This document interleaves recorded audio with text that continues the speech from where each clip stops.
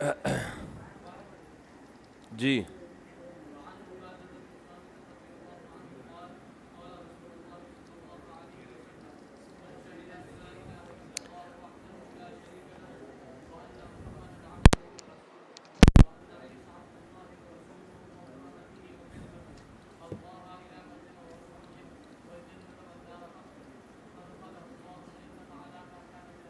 متفق علیہ. حدیث نمبر 27.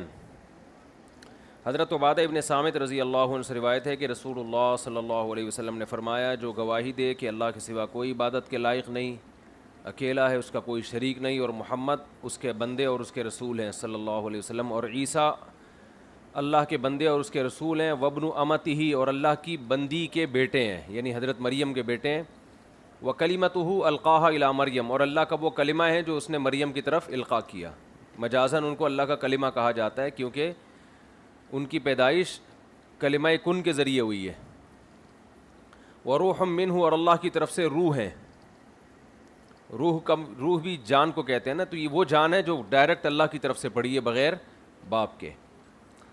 والجنت والنار حق، اور اس بات کی گواہی دے کہ جنت اور جہنم برحق ہیں، تو اللہ اسے جنت میں داخل کرے گا علی ما کان من العمل، چاہے عمل اس کا کیسا بھی ہو، یعنی بالآخر جنت میں وہ داخل ہوگا. چلیں، قادیانی کہہ سکتے ہیں اس میں تو ختم نبوت کا عقیدہ بیان نہیں ہوا. تو یہی بات ہے کہ یہ وہ اس وقت یہ شاعر تھے اسلام میں داخلے کے، تو جو یہ ان باتوں کا اعتراف کرتا تھا اس کا مطلب تھا کہ وہ اسلام میں داخل ہو چکا ہے. تو مراد اسلام میں داخلہ ہے. تو اس وقت یہ چیزیں بطور علم تھی، علامت تھی، کیونکہ ختم نبوت کا تو کوئی منکر ہی نہیں تھا نا. چلیں،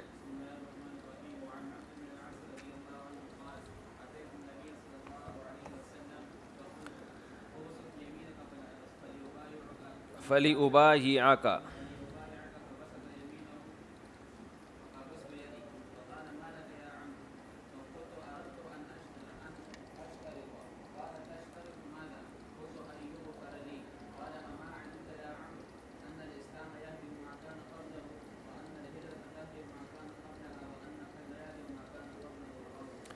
حضرت عبداللہ ابن عمرو بن العاص رضی اللہ عنہ سے روایت ہے کہ میں نبی صلی اللہ علیہ وسلم کے پاس آیا. میں نے عرض کیا، یا رسول اللہ، اپنے ہاتھ کو پھیلائیے تاکہ میں آپ سے بیعت ہو جاؤں.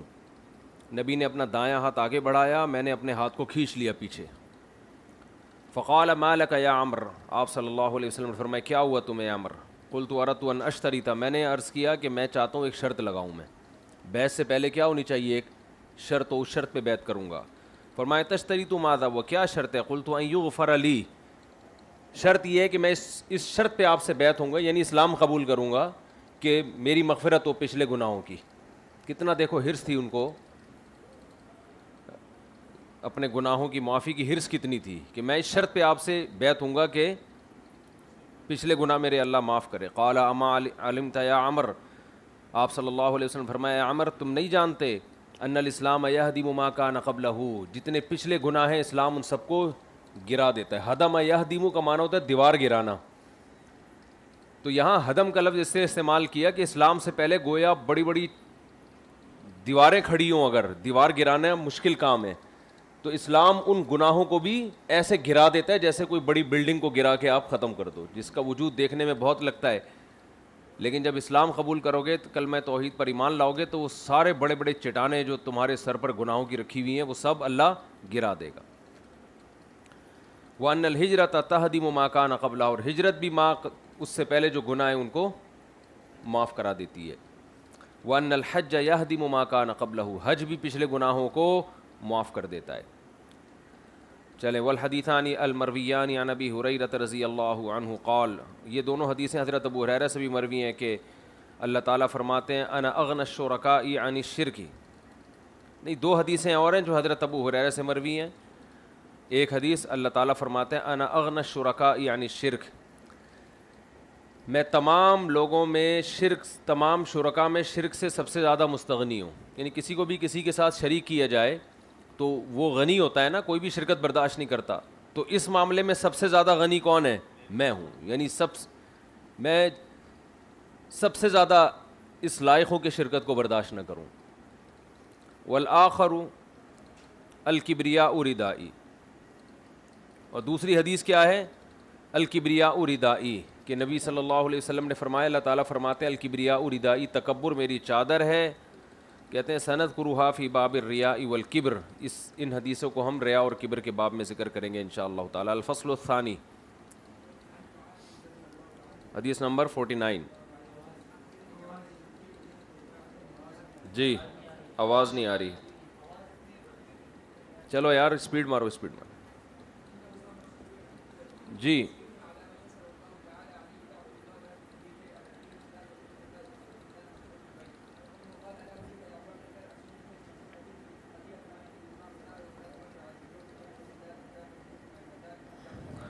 چلیں پہلے اس پیراگراف کا ترجمہ ہو جائے نا پھر اگلا.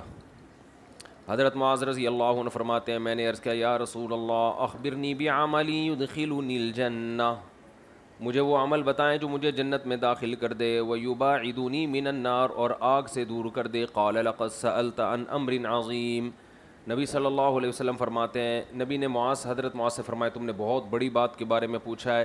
وَإِنَّهُ لَيَسِيرٌ عَلَى مَن يَسَّرَهُ اللَّهُ تَعَالَى عَلَيْهِ، لیکن یہ عمل اس پر آسان ہے جس پر اللہ آسان کر دے. پھر وہ عمل کیا ہے جس کی وجہ سے تم جہنم سے دور اور جنت کے قریب ہوگے؟ تعبد اللہ ولا تشرک بہ شیئا، اللہ کی عبادت کرو اس کے ساتھ کسی کو شریک نہیں کرو. وتقیم الصلاۃ وتؤتی الزکوٰۃ، نماز قائم کرو زکوٰۃ دو. وتصوم رمضان، رمضان کے روزے رکھو. وتحج البیت، اور بیت اللہ کا حج کرو. ثم قال، پھر آپ نے فرمایا الا ادلک علی ابواب الخیر، میں تمہیں خیر کے راستوں کی خبر نہ دوں، خیر کے دروازے نہ بتاؤں؟ پھر آپ نے فرمایا الصوم جنۃ، روزہ ڈھال ہے. والصدقۃ تطفئ الخطیئۃ کما یطفئ الماء النار، روزہ ڈھال ہے یعنی کثرت سے روزے رکھا کرو، روزہ ڈھال ہے، گناہوں سے بچاتا ہے انسان کو. صدقہ گناہوں کو ایسے مٹاتا ہے جیسے پانی آگ کو مٹاتا ہے. دیکھو پرسوں جو حدیث آئی تھی اس میں بھی یہ تھا کہ نبی نے فرمایا خواتین کو کہ تم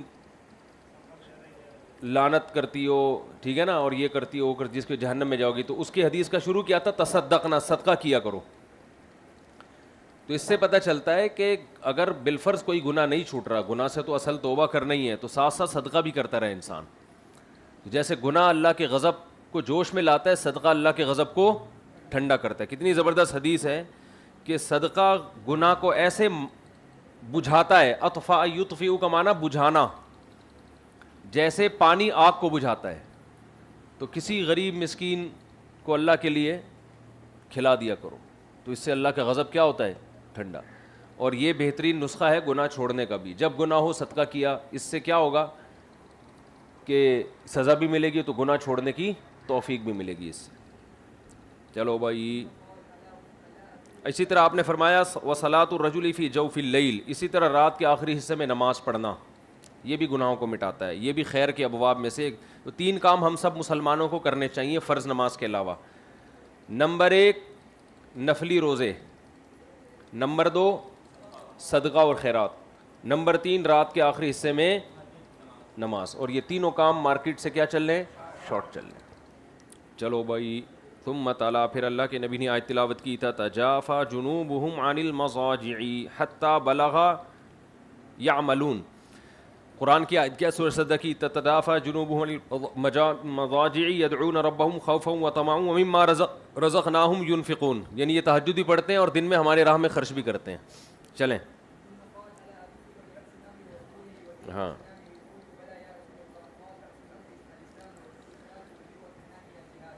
جی، ملا کی ذالک کلہ.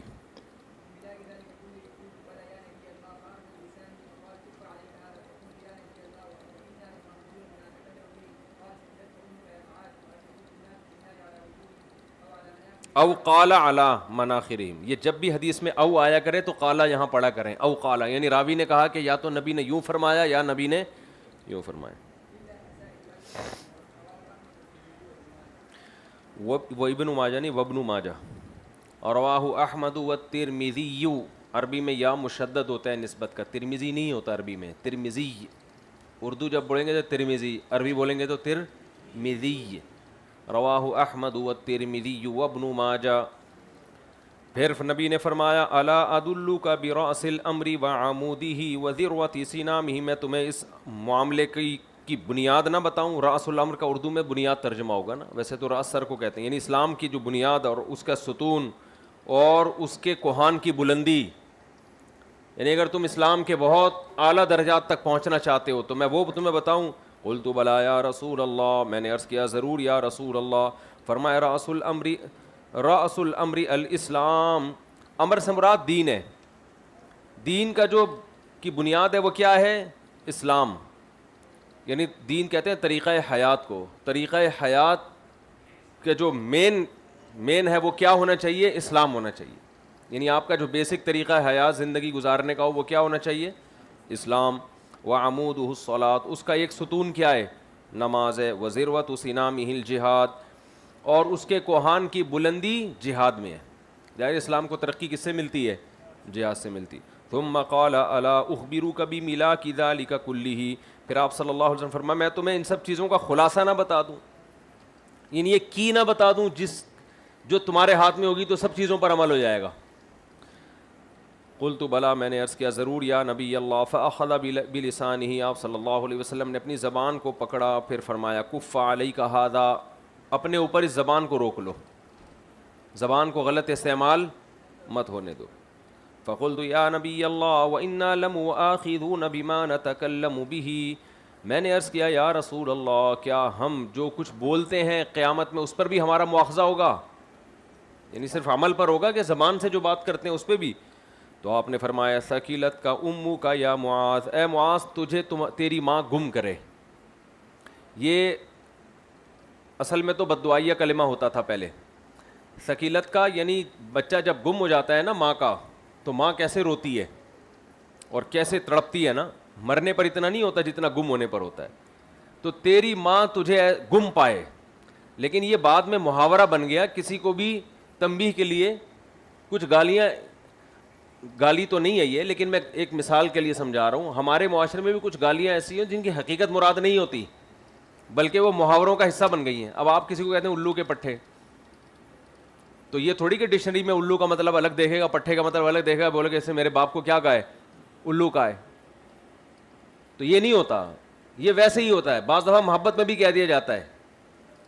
تو زبان جو ہے نا وہ ٹیکنیکل باریکیوں کو نہیں دیکھتی، زبان دیکھتی ہے کہ یہ لفظ کس موقع پر۔ اب ویح کا جو لفظ ہے یہ اس کا معنی ہے ہلاکت، لیکن صحابہ میں یہ آپ کو تنبیہ کے لیے بھی ملے گا، ویح کا، ہلاک ہو تیرا ناس ہو، بھئی یہ کام کرو، وہ اس سے حقیقت مراد نہیں ہوتی کہ بد دعا دے رہے ہیں، صحیح ہے نا؟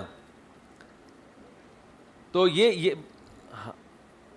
یعنی حدیث میں بھی اس طرح کے الفاظ صحابہ کے لیے ملتے ہیں، اور صحابہ ایک دوسرے کو بھی کہتے ہیں، کیونکہ اس زمان میں محاورہ بن گیا تھا یہ۔ تو آپ نے فرمایا تیری ماں تجھے گم پائے، یہ مطلب نہیں کہ واقعی اللہ کرے تو گم ہو جائے اور تیری ماں ساری زندگی روتی رہے، تو یہ محاورہ بن گیا، تیری ماں تجھے گم پائے، یعنی تو کیسی باتیں کر رہا ہے، کیسی باتیں کر رہا ہے۔ اچھا بھائی، جیسے نبی نے کیا فرمایا حضرت سعد سے کہ تیر چلاؤ فدا کا ابی و امی، اے سعد تیر چلاؤ میرے ماں باپ تم پہ قربان ہو۔ تو نبی نے حضرت سعد کو کیا کہا غزوہ احد میں کہ تیر چلاؤ میرے ماں باپ تم پہ قربان۔ تو یہ بھی ایک محاورہ ہے ان کو تنبیہ کرنے کے لیے کہ اللہ تمہیں ہمت دے، ٹھیک ہے نا۔ اچھا میرے بھائی، ثقیلت کا امو کا یا معاذ وہل یکب الناس فی النار علی وجوہہم، فرمایا کیا یہ نہیں ہے کہ کبا یکب لوگوں کو اوندھے منہ آگ میں چہروں کے بل، یا تو چہرے کے بل فرمایا یا مناخر، یہ جو اوپر کی ہڈی ہوتی ہے منخر، اس کے بل، تو لوگوں کو جہنم کی آگ میں چہروں کے بل نہیں ڈالتی الا حصائد السنتہم، مگر ان کی زبانوں کی کٹی ہوئی کھیتیاں۔ یعنی یہ تو اے سعد، اے معاذ تجھے کیا ہو گیا، کیا تو یہ بات نہیں جانتا کہ جہنم میں ڈالنے کا تو سب سے بڑا سبب ہی کیا ہے؟ آگ ہے، سوری، آگ میں اوندھے منہ ڈالنے کا سب سے بڑا سبب ہی کیا ہے؟ زبان ہے، زبان کی کٹی ہوئی کھیتیاں، یعنی زبان کی جو باتیں ہیں نا اس کو کٹی ہوئی کھیتی سے تعبیر کیا ہے۔ یہ ایک بلاغت ہے، آپ جو بوتے وہی کاٹتے ہو نا، تو گویا زبان بھی ایک بیج ہے، اس سے خیر کے پودے بھی نکل سکتے ہیں اور کانٹے بھی نکل سکتے ہیں۔ تو جو آپ کاٹو گے اس سے، اگر پھول جھڑیں گے اس سے، اچھی باتیں نکلیں گی تو وہ جنت میں لے جانے کا سبب بنے گی. اور اگر آپ کی زبان کی کٹی ہوئی کھیتی کیا ہے، وہ نفرتیں ہیں اور شرک ہے اور بدعتیں اور جو کچھ ہو رہا ہے مارکیٹ میں، یہ سب چیزیں، تو یہی چیزیں تو انسان کو جہنم کی آگ میں لے جانے کا ذریعہ بنتی ہیں. رواہ احمد والترمذی وابن ماجہ. چلو بھائی آگے.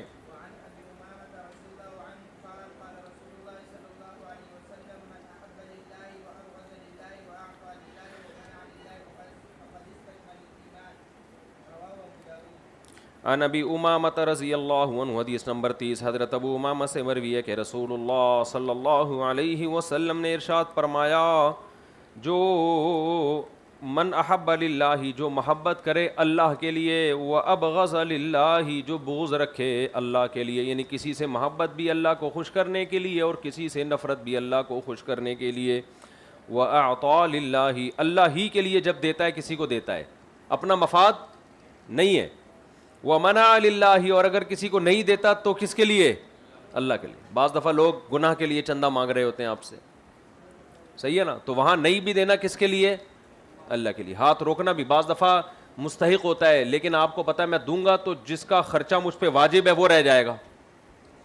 اب ایک آدمی دوستوں کو کھلا رہا ہے، بیوی پہ خرچ نہیں کر رہا، تو یہ ناجائز ہے نا، کیونکہ وہ تو اس کی کفالت میں. تو اب دوستوں نے کہا دعوت کرو، وہ دعوت نہیں کر رہا، تو منع للہ ہی ہے، کیونکہ اس کو پتا ہے کہ میں یہاں دعوت کروں گا، یہاں تو شو ہو جائے گی، لیکن آگے گھر کے خرچے جیسے لوگ کر رہے ہوتے ہیں، بعض دوستوں پہ اڑا رہے ہوتے ہیں، گھر میں ترسا کے رکھا ہوا ہوتا ہے انہوں نے، دوستوں میں بڑی بلے بلے ہو رہی ہوتی ہے، تو وہاں روکنا بھی کس کے لیے؟ اللہ کے لیے. بعض دفعہ اور بہت ساری اس کی مثالیں ہیں، تو جہاں اللہ کے لیے دیا جائے گا وہیں اللہ کے لیے بعض دفعہ روکا بھی جاتا ہے. منع للہ فقد استکمل الایمان، تو اس نے اپنے ایمان کو مکمل کر لیا، یعنی ہر عمل کس کے لیے ہو؟ اللہ کے لیے ہو. حدیث نمبر 31، ورواہ الترمذی عن معاذ بن انس مع تقدیم و تاخیر وفیہ فقد استکمل ایمانہ یا ایمانہ. یہ حدیث ترمذی میں معاذ ابن انس سے اور کچھ تقدیم اور تاخیر کے ساتھ ہے الفاظ اس میں، اور اس کے الفاظ فقد استکمل الایمان کے بجائے فقد استکمل ایمانہ ہے. چلیں. وعن ابی ذر، بھائی لفظ پورا پڑھا کرو، کھایا نہیں کرو الفاظ. اور یہ جو لوگوں کی عادت ہو گئی ہے نا، نبی صلی اللہ علیہ وسلم نے فرمایا، بہت سے لوگ کہہ رہے ہوتے ہیں رسول اللہ صلی اللہ علیہ وسلم نے ارشاد فرمایا. یا تو درود پڑھو ہی نہیں، پڑھو تو پورا تمیز سے پڑھو. یہاں کھا جاتے ہیں الفاظ. آپ صلی اللہ علیہ وسلم نے ارشاد فرمایا، رسول اللہ صلی اللہ علیہ وسلم نے ارشاد فرمایا، پوری تمیز سے. اور ہمارے نبی کے لیے سب سے بہتر لقب رسول اللہ ہے.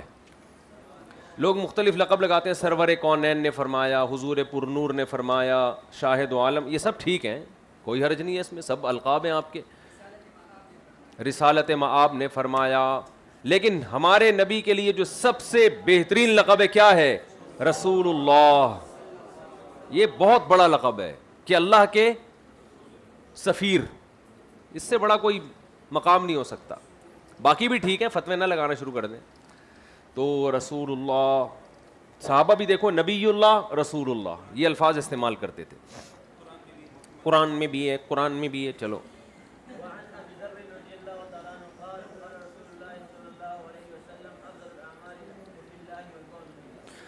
حضرت ابو ذر رضی اللہ عنہ سے روایت ہے کہ رسول اللہ صلی اللہ علیہ وسلم نے ارشاد فرمایا، سب سے افضل عمل اللہ کے لیے محبت کرنا اور اللہ ہی کے لیے نفرت کرنا. اس سے پتہ چلتا ہے کہ صرف اللہ کے لیے محبت نہیں ہے، بعض دفعہ اللہ کے لیے بغض بھی ہے. تو کہتے ہیں نا سبھی سے محبت ہونی چاہیے، ایسا نہیں ہے بھائی، ایسا کریں گے تو کوئی بھی نہیں آئے گا. اس کی وضاحت ہے کہ جو اسلام دشمن لوگ ہیں، جو دین کو بگاڑنے کی کوشش کر رہے ہیں، تو ان سے محبت کا حکم ہمیں نہیں ہے. غیرت بھی کوئی چیز ہوتی ہے نا. اپنی ذات کے لیے تو ہم نفرتیں کرتے ہیں، دین کے لیے نہیں کرتے. تو اپنی ذات کے لیے تو نفرت نہ کرے انسان جب دین کا معاملہ ہو تو. البتہ بعض دفعہ نفرت کا موقع نہیں ہوتا، نصیحت کا موقع ہوتا ہے، وہاں بھی نفرت کا اظہار کر کے انسان نصیحت کا موقع ہاتھ سے ضائع کر دیتا ہے. تو یہ نہیں ہے، دعوت کے موقع پہ تو نفرت کا اظہار نہیں کرنا نا. چلو، کیا ہو گیا میرے بھائی؟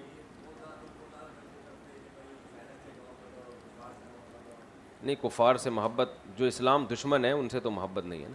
دیکھو محبت دلی تو کسی بھی غیر مسلم سے جائز نہیں ہے. ہاں قرآن نے کہا ہے کہ لا ينهاكم الله عن الذين لم يقاتلوكم في الدين ولم يخرجوكم من دياركم ان تبروهم، کہ جو دین میں تم سے لڑتے نہیں ہیں. غیر مسلم کی بھی دو قسمیں ہیں نا، ایک وہ جو باقاعدہ تمہارے دشمن ہیں، تمہارے خلاف سازشیں کر رہے ہیں، اور ایک وہ جو نیوٹرل قسم کے غیر مسلم ہیں. تو جو نیوٹرل قسم کے غیر مسلم ہیں تو اللہ فرماتے ہیں اللہ تمہیں منع نہیں کرتا کہ ان سے اچھا سلوک کرو، بلکہ ان سے اچھا سلوک کرو. تو سلوک کا اچھا کرنا الگ بات ہے، دلی محبت رکھنا الگ بات ہے. دلی محبت جائز نہیں ہے کیونکہ وہ خدا کا منکر ہے یا خدا کے ساتھ شرک کرتا ہے، تو دلی محبت کی اجازت نہیں ہے. البتہ اچھے سلوک کا نہ صرف اجازت بلکہ حکم ہے. نبی صلی اللہ علیہ وسلم تو یہود پڑوسیوں کے ہدیہ بھی بھیجا کرتے تھے، اور اگر اس سے رشتہ داری ہے تو اور زیادہ صلہ رحمی کا بھی حکم ہے. اچھا سلوک الگ چیز ہے، قلبی لگاؤ الگ چیز ہے. نہیں یہ بات ہے ٹوپی ڈرامہ ہے، کہتے ہیں کافر سے بغض نہیں رکھنا اس کے کفر سے، یہ سمجھ میں آنے والی بات نہیں ہے. یہ ایسے جیسے ایک آدمی کی شکل اگر بری لگ رہی ہے تو اس آدمی سے نفرت نہیں کرو، اس کی شکل سے نفرت کرو. تو جب شکل بری لگ رہی ہے تو آدمی برا لگ رہا ہے نا اس سے، وہ تو خیر طبعی نفرت ہے، وہ تو اپنے اختیار میں نہیں ہے. لیکن یہاں جو ہے کہ کفر سے نفرت نہیں، اس آدمی سے، یہ میری آج تک سمجھ میں نہیں آیا. وہ بیچارے تبلیغ والے جوڑ پیدا کرنے کے لیے کہتے ہیں، لیکن یہ کوئی جب کسی کے گندے عمل سے نفرت ہے تو بندہ ہی برا لگے گا نا وہ، کیونکہ وہ عمل اس بندے سے الگ کوئی چیز تھوڑی ہے. بس اس میں یہ ہے کہ جتنا عمل ہے اتنی نفرت ہو، اس کی خوبیاں بھی تو ہوں گی نا، تو پلس مائنس نہیں کرتے لوگ ایسے موقع پہ. مسلمان میں ایک آدمی میں برائی ہے اور اس میں کچھ اچھائیاں بھی ہیں، تو برائی کی وجہ سے اگر اس سے نفرت ہے تو اچھائی کی وجہ سے محبت بھی ہونی چاہیے. تو پلس مائنس کر کے رزلٹ نکالا کرو، اعتدال سے محبت، اعتدال سے نفرت. لیکن کفر میں جو ہے اس سے تو محبت ہو نہیں سکتی نا، کیونکہ کفر ایسا جرم ہے جو تمام نیکیوں پہ حاوی ہے، تو اس میں تو برائی غالب ہے. احاطت بہ خطیئتہ، قرآن کہہ رہے اس کی خطائیں اس کو حاوی ہو چکی ہیں. تو فاولئک اصحاب النار هم فیہا خالدون. تو کافر سے محبت کی اجازت بالکل بھی نہیں ہے. بس اس میں کچھ بھی نہیں کرو نا، نفرت کی بھی ضرورت نہیں ہے، بس محبت نہیں کرو اس سے آپ جو لین دین کا تعلق ہے، احسانات ہیں، حسن سلوک ہے، وہ تو ہر انسان سے. قولوا للناس حسنا، قرآن میں آتا ہے لوگوں سے اچھے انداز سے بات کیا کرو. تو کوئی بھی لوگ ہو اس سے اچھے انداز سے بات کرو. سمجھتا ہے؟ شکریہ. چلیں پڑھیں. یہ تو ہو گیا. ہاں ٹھیک ہے. افضل الاعمال پڑھیں حدیث نمبر 32، آگے حدیث نمبر 33 پڑھیں.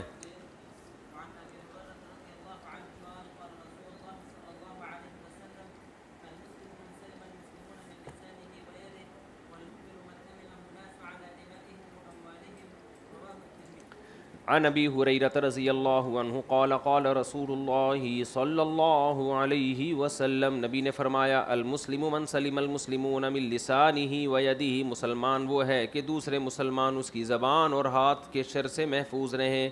اور مومن وہ ہے من امنہ الناس علی دمائہم و اموالہم. مومن یہ لغوی مومن کا معنی امن میں دینا ہے نا، تو یہاں لغت سے استدلال کیا کہ اصل مومن وہ ہے کہ لوگوں کو امن دے دے. کیسے امن؟ کہ لوگ مامون ہو جائیں، بے خوف ہو جائیں، علی دمائہم و اموالہم، اپنے خون اور اپنے مالوں پر اس سے بے خوف ہو جائیں. لوگوں کو خطرہ نہ ہو کہ یہ ہم سے ہمارا مال چھینے گا.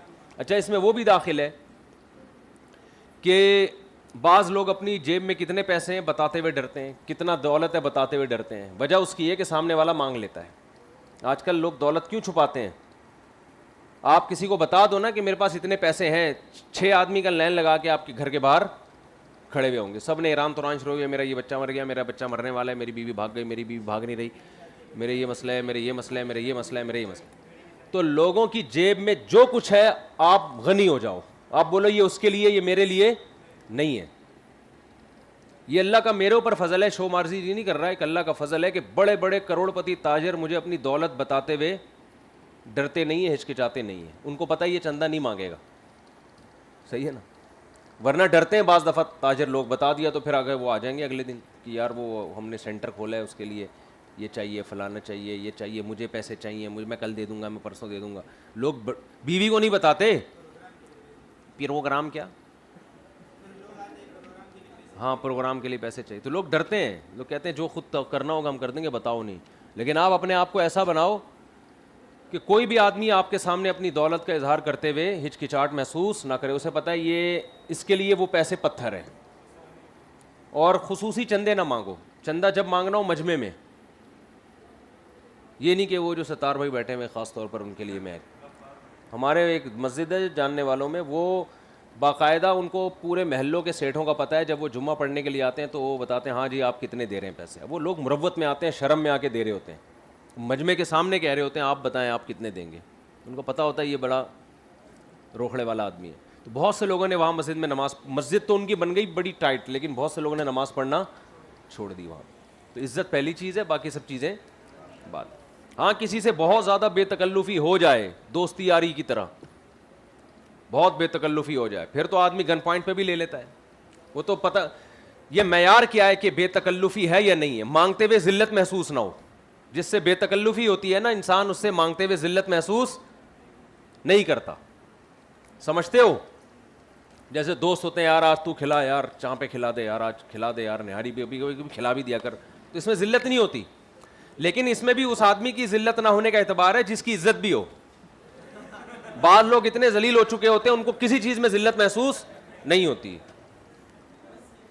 خودداری آپ کی برقرار ہو, عزت دار آدمی ہو, پھر آپ کو مانگتے ہوئے شرم نہ آئے, تو یہ اس کی علامت ہے کہ یا تو آپ بہت بڑے بے شرم ہیں یا آپ کا تکلف بے تکلفی ہے. تو بے تکلفی میں تو ایسے کسی سے گپ شپ ہو جائے, دوستی ہو جائے, اور اس کو بھی پتہ ہے کہ یار اس میں کوئی مسئلہ نہیں ہے, منع کر دوں گا جب چاہوں گا, تو وہ پھر ٹھیک ہے, اس میں کوئی حرج نہیں ہے. لیکن ایسا ہوتا بہت کم ہے. مال چھپانا بری بات ہے, لیکن اس نیت سے چھپانا کہ لوگوں کے شر سے بچنے کے لیے, یہ بالکل جائز ہے. یہ تو قرآن میں آتا ہے نا کہ وَيَكْتُمُونَ مَا آتَاهُمُ اللَّهُ مِنْ فَضْلِهِ, اللہ نے ان کو جو مال دیا ہے اپنے فضل سے, یہ اس کو چھپاتے ہیں. تو یہ تو بڑا عذاب ہے قرآن میں اس پر. کیا مطلب؟ یہ سخاوت کا مظاہرہ نہیں کرتے, یہ مطلب ہے اس آیت کا. اللہ نے نعمت دی اور یہ سخاوت نہیں کرتے اور اس کو چھپا چھپا کے رکھتے ہیں. لیکن اگر چھپانا اس نیت سے ہے کہ لوگوں کی نظریں خراب ہیں, آپ یہاں سے بھی تو گھر پیسے لے کے جاتے چھپا کے نا, کیونکہ راستے میں ڈاکوؤں کا خطرہ ہوتا ہے. تو ڈاکوؤں کی دو قسمیں ہوتی ہیں, ایک پروفیشنل ڈاکو ہوتے ہیں, ایک مہذب ڈاکو ہوتے ہیں.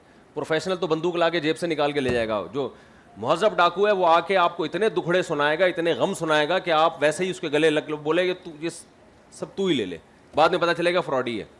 تو یہ چل رہا ہے مارکیٹ میں. بچے آپ کے باغی ہو جاتے ہیں آج کل, باپ پوری آمدن بتا دے, بچے آنکھیں سر پہ رکھ لیتے ہیں, بولے ابا کو اتنا ہے ہمیں کھلا اتنا رہا ہے. تو بجائے باپ کے احسانات ماننے کے نا, وہ باپ کے باغی ہو جاتے ہیں. آج کل بڑی دنیا پرستی کا دور ہے, کوئی کسی کا احسان نہیں مانتا. کمپنیاں اپنا اصل پروفٹ نہیں بتاتی.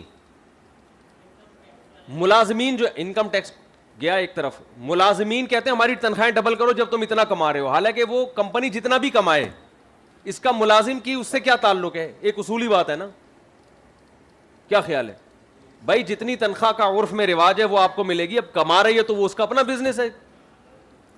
تو وہ اس ملازم کو یہ بولتے ہوئے شرم نہیں آئے گی کہ بھائی تم زیادہ کما رہے ہو تو میری تنخواہ ڈبل کرو.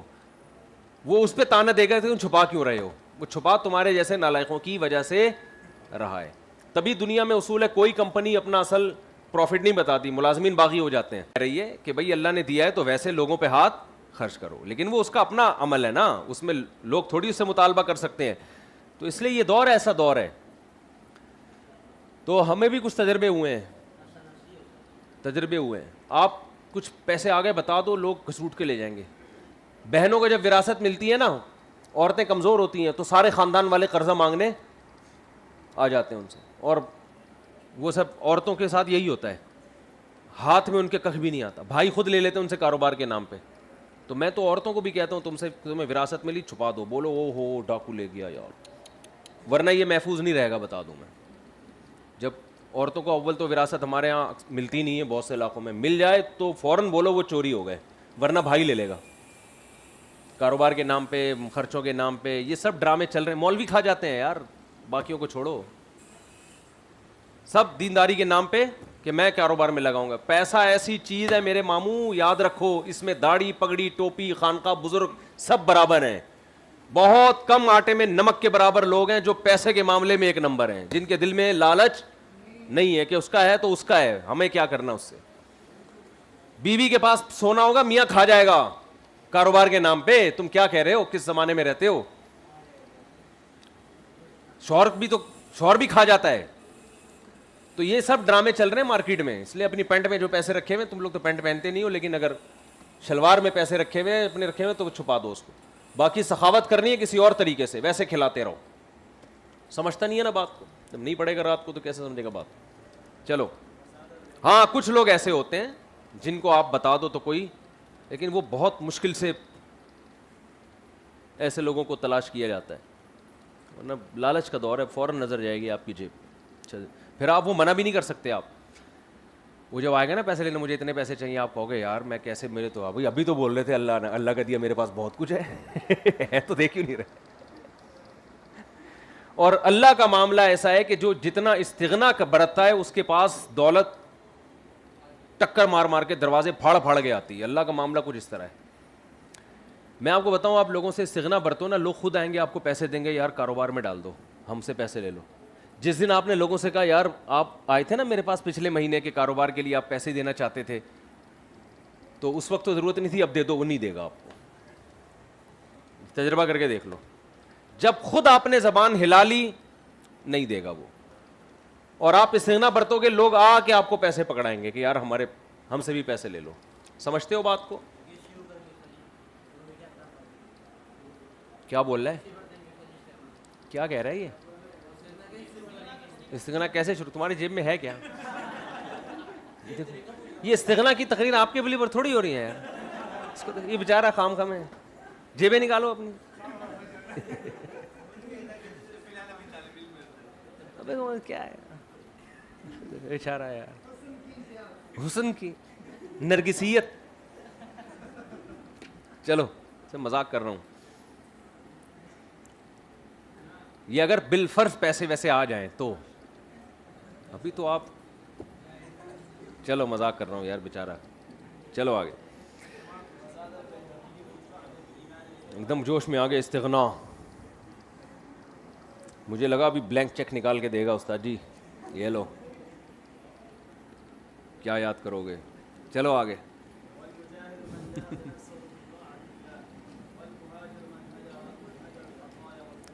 ہاں, نبی صلی اللہ علیہ وسلم نے فرمایا کہ مجاہد وہ ہے من جاہد نفسہ فی طاعت اللہ, جو اللہ کی اطاعت میں اپنے نفس کے خلاف جہاد کرے. اصل مجاہد وہ ہے. والمہاجر من حجر الخطایا والذنوب, اور مہاجر وہ ہے, حقیقی مہاجر وہ ہے جو گناہوں کو اور خطاؤں کو چھوڑ دے. یہ ترغیب دینے کے لیے, اس کا یہ مطلب نہیں ہوتا کہ اب ہجرت ختم اور جہاد ختم ہو گیا. پتہ چلا میدان میں لڑائی ہو رہی ہے, آپ کو لوگ بلا رہے ہیں اور آپ کہہ رہے ہیں حدیث میں آتے اصل مجاہد وہ ہے جو گناہ چھوڑے, لہٰذا میں خانقاہ میں بیٹھا ہوں, تم لوگ جا کے لڑو.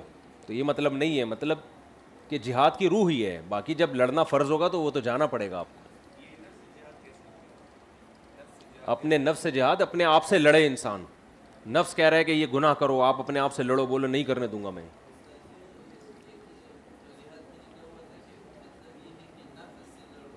ہاں نا, اپنے آپ سے لڑو.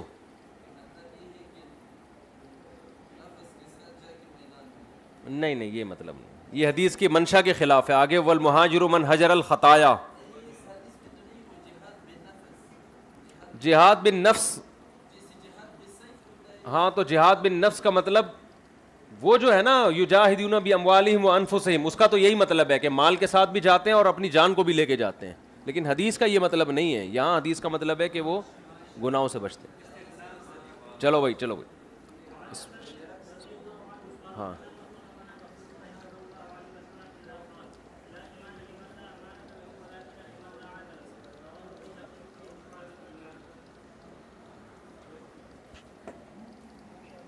حضرت انس رضی اللہ عنہ سے روایت ہے, فرماتے ہیں قلما خطبنا رسول اللہ صلی اللہ علیہ وسلم الا قال, بہت کم ایسا ہوا ہے کہ نبی نے ہمیں خطبہ دیا ہو مگر یہ الفاظ لازمی کہیں آپ نے.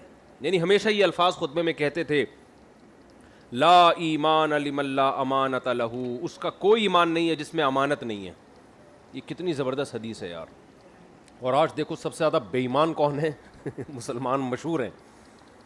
امانتوں میں خیانت، وقت کی پابندی نہ کرنا، زبان دے کے مکر جانا، جبکہ نبی ہر خطبے میں یہ بات کہا کرتے تھے. ولا دین لمن لا عہد لہ، اس کا کوئی دین نہیں ہے جس کا عہد نہیں ہے، یعنی جو ایگریمنٹ کر کے پورا نہ کرے اس کا کوئی دین سرے سے لائے نفی جنس ہے، سرے سے دین ہی نہیں ہے. رواہ البیہقی فی شعب الایمان. الفصل الثالث. چلو